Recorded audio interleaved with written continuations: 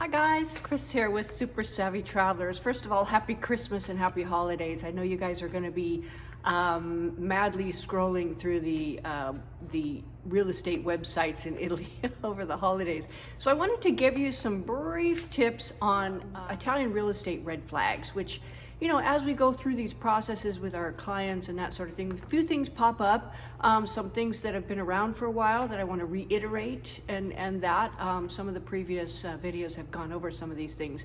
But I wanted to touch on them again, just to give you another heads up. Now, before I start, I want to tell you we have some incredible content coming up on the channel. First of all, we have an interview with three Calabrian, young men who got together. They purchased an old house, like a big old house in Praia Mare, in the historic center. It was not a ruin, but it needed some love. So anyway, they went through, and in like a few months, they completely gutted and renovated this place. They turned it into an incredibly beautiful B&B/hotel called Praia Vecchia.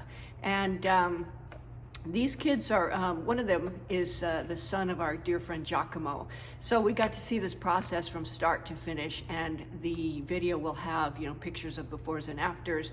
And we talk in detail with these kids about this renovation and how they brought it about. It is really inspirational and it's really exciting. So that's number one. Secondly, yesterday we did our interview with Mehta from Studio Legale Mehta. And oh my gosh, he gave us so much great information. There's good news about traveling to Italy, even during the lockdown. There's great news about how to circumvent the delays in the consulate if you want your elective residence visa and your codice fiscale and all of this stuff. So much good information. Great information about if you're purchasing a house that's somewhat remote, how to keep it from being burglarized. So simple, so inexpensive, and really, really effective. So there was so much gold in this interview that we're actually going to cut it into 2 interviews because you're going to want to take massive notes from Nick. The man is brilliant. So we are so excited about that. That's coming up very, very soon. Pete is in there slaving over a hot computer, editing like mad, and those 2 videos are going to be up very soon. It's really exciting. So 2021 is going to be crazy cool. Anyway, that said, here are the Italian real estate red flags. I want to preface this by saying the vast majority of agents and real estate professionals in Italy are good. They're honest, they're diligent, they service you, they have all of these things going for them. But whenever there's interest, and there seems to be a lot of interest now in Italy, especially in our area, there will be sharks circling. Now, I'm not going to name any names or anything like that because I don't know who all they are. I've met 1 or 2 that I would stay away from. All I can say is that the Super Savvy team has lined up some really good people that we've worked with for years and years, and who we've found to be transparent and diligent and service-oriented and honest. So that's all I'm going to say on that. But I will point out the red flags because I want you to know. So first of all, the Italian real estate market is very different than in California. Now, I'm a licensed California real estate agent.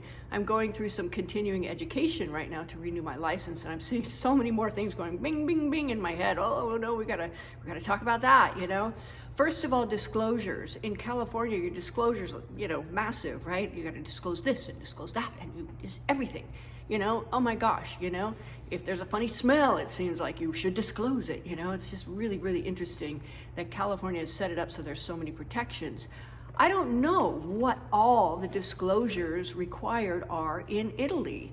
I haven't seen massive wads of disclosures come through. So when you're buying a property, you got to ask certain questions. First of all, don't take for granted things like if you're buying a ruin or you're buying a property in a historic center or an older property, it might not have heat. It probably won't have central heat. Our house, when we purchased it, the heat was a fireplace. So we had to handle that. We got around it by buying little, heaters that go in every room and air conditioners and whatnot. And that's fine for us because we're going to be there during the warm months, pretty much 6 to 8 months out of the year when the weather is really nice. In winter, we have, a bombola heater, which is like a propane heater that just heats up everything. It's wonderful. But if you're going to live there, I don't know that that would be acceptable. So understand that. Also understand that they might not have bathrooms and they might not have running water. You have to check all of those things out. Also, the integrity of the structure. It may have to be taken all the way down and built all the way back up, depending on, was the roof damaged? Are the walls still intact? There's so much to keep in mind there that you really need to go in with your eyes wide open. So, another thing is that the wheels of Italian justice grind slowly, and they do not grind cheaply. It's not inexpensive over there to hire a lawyer. And when you're looking at property prices that are pretty low, you could end up spending more on attorney's fees than on your actual property price. The key to that is don't go legal. Don't take a chance of going legal in Italy. Make sure you've covered all your bases. You've asked all the right questions. You've gotten somebody to look over the contract for you if you're concerned about it and that sort of thing. We've been very, I'll say, lucky. We immediately found wonderfully good people to work with, and we've never had a problem, but we've seen some problems, and boy, they can get ugly. So make sure you've covered everything. Again, we recommend Nick Mehta at Studio Legale Mehta. The man is brilliant and can advise you and go over your contracts and things like that. Now, another thing is always use a notaio. Never buy something under the table. Never buy something on a handshake agreement. We love the idea that we can do that, but I would never do that. The notaio has a very specific purpose. He is to read you the points of the contract. He is to make sure that everything is done in Italian real estate law. And he's a good measure of protection. He does some preliminary title checks. Now also, our realtor over there, Ivan De Luca, does a service of some preliminary title checks, and then he works with the notaio. Ivan does an extra level of service, which I really appreciate, so I want to give a shout out to him. Now, another thing is when you're sending money over as a deposit, in California we call it earnest money deposit, there is a deposit required in Italy. Never send it directly to a personal bank account. And if you're sending it to an agency, make sure it's a reputable agency. We're dealing with Remax now. I would be pretty comfortable sending something to them. However, you can also ask your notaio to set up what we call an escrow account, and that is the safest thing to do. And that is what I would do in any area where you don't really know. Have your notaio set up, like if you really want to buy this property and you're going to put down a deposit, get your agent to set up the notaio and to set up the account so that you can wire money there, and it's going to be safe because it will be accounted for. Another measure of protection on that is that sometimes an agent might tell you, oh yes, we're going to save you money on taxes, so we're only going to declare this much of the price with the notaio, and then there's going to be this other price that you're going to pay. That opens the door to the seller only getting this price, and the agent, if he is not reputable and he's dishonest, might pocket the rest. I've heard some things on that, don't want to say because I haven't proven it, but it could happen. So just be aware of that. Use everything with the notaio, do everything above board, everything transparent, everything in accordance with Italian real estate law. All right, now, get everything in writing before your notaio appointment. Make sure you understand all the closing costs. Make sure you understand all the points of the contract. Get a reputable translator. I would not necessarily have the agent translate it for me. I would go to another one because you're setting it up for a conflict of interest there. Again, most agents are very, very honest, but there's one or two where I have heard of translations being done by the agent, even in the notaio appointment, and then finding out that it was translated incorrectly. There was one situation where a lady down in our area used an agent, and he was the translator at the appointment where the notaio reads off all the points of the contract, and she found out after she made the purchase that the garden was not included, and it had been represented to her that the garden was included. The agent told her it was included, and after the appointment she found out that it wasn't, and that was a problem. And one has to ask oneself, how could the agent miss that, or did he purposely conceal it? That's something you want to look at, and I hate to even go there, but these things happen, so just be aware. Regarding renovations, now if you're buying a place to renovate, make sure you get the estimates in writing before you make the purchase offer, because you don't know if the purchase price is actually a fair and reasonable price depending on how much the renovations are. You could end up spending way more on renovations than you would on another house that's already renovated if you're not careful. So make sure you get estimates in writing and some ideas. Also, anytime you buy a house that's older, definitely go through, have somebody look at the walls. Are they intact? What is that crack there? I mean, there are cracks in the walls. Which ones are the important ones? Which ones you really have to worry about? Which ones indicate that there's a structural issue with the house that might be very expensive to fix? So I would do that before you buy anything. Now, another thing, which is pretty much a no-brainer, never pay total renovation costs up front. Usually they'll ask you for some money at the beginning to buy what they need and get them going, and then at certain points during the renovation, you're going to make some payments. Get that listed out in the contract. You can put this much up front. When this much of the project is done, you're going to pay that, and at the end, you're going to pay the rest. And that's worked out really, really well for us. In fact, our builder, we have to chase him around with money. He did this whole project for us, and I don't think he even took any money at the beginning. This one, where we were redoing our front steps, on our house. And gosh, we just chased him around with money for a good week before he actually accepted it. He's so cute. I love this guy. What an artist. And he normally, he does keep his books very well, but he's not worried. He knows us, he's like, you guys are good. So that's wonderful. Make sure you get your timelines agreed upon too. You want to make sure that that's all in the contract as well. Okay, things we've seen go wrong. I already mentioned about the lady in her garden. That was a bitter pill for her. Another thing is, make sure, I did a whole video on the Italian leasehold projects and things like that, which can look like you're owning the property, but it's a lease. Make sure you understand that. And again, if you get the Notio, he's going to read it to you. If you get a good translator, he's going to translate it correctly so you can go, oh my gosh, that's not what I thought. Okay, good. Another thing is renovation packages. I have not been advocating for those except in Santa Domenica Talao, where I know Antonello the architect and I know Salvatore the builder.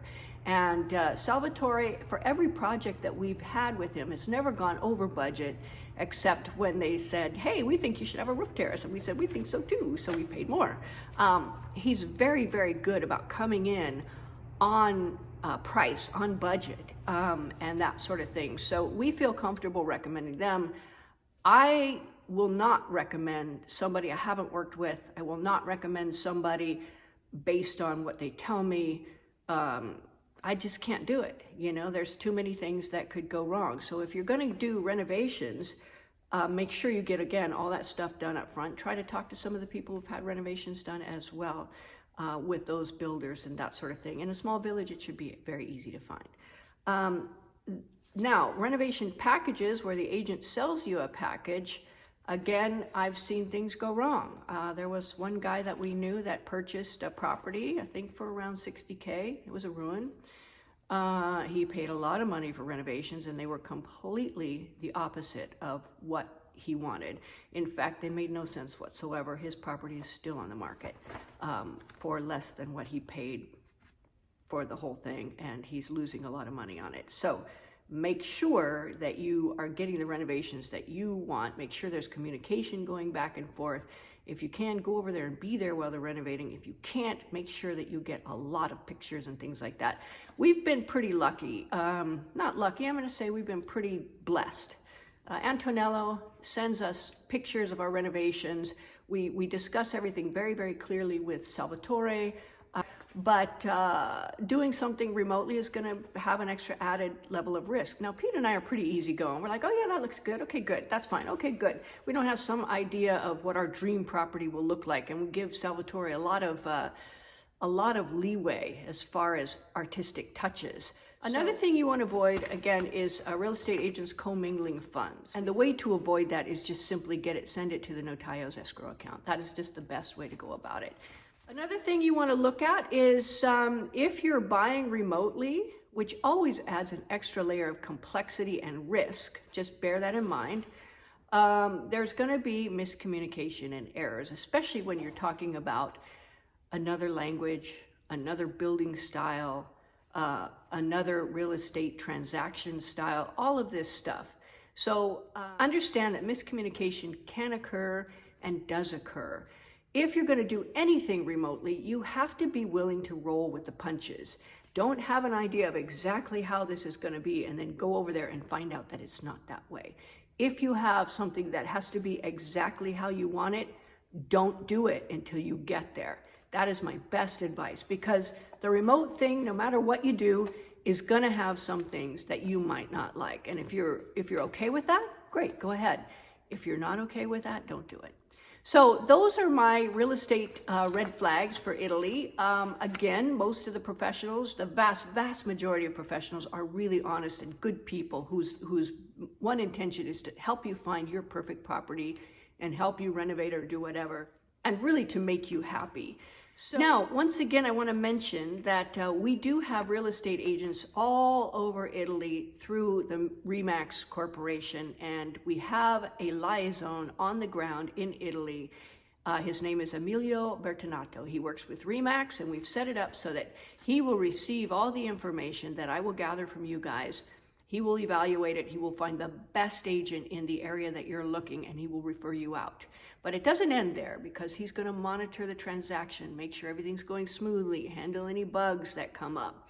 And if for whatever reason, as a client, if you are having an issue that you can't resolve with either one of them, you can come to me. So you have many layers of service in our network here. Plus, it's backed by Remax, which is an international corporation. They have very high standards of transparency and ethics and everything else. So it's, to me, I could not be happier with that. So that said, please have a great Christmas. Continue looking and scrolling at your real estate in there. You know, if you use the correct professionals like Mehta, like Emilio, you know, you're going to be well cared for. You just have to watch out for a few things that are very, very different. Understand them, and understand that this is a process, an exciting new learning process that you're going to have, and when you come out of it, you're going to have a fabulous property, and you're going to have all kinds of new knowledge. So anyway, have a great Christmas and New Year, and we'll see you soon. Bye.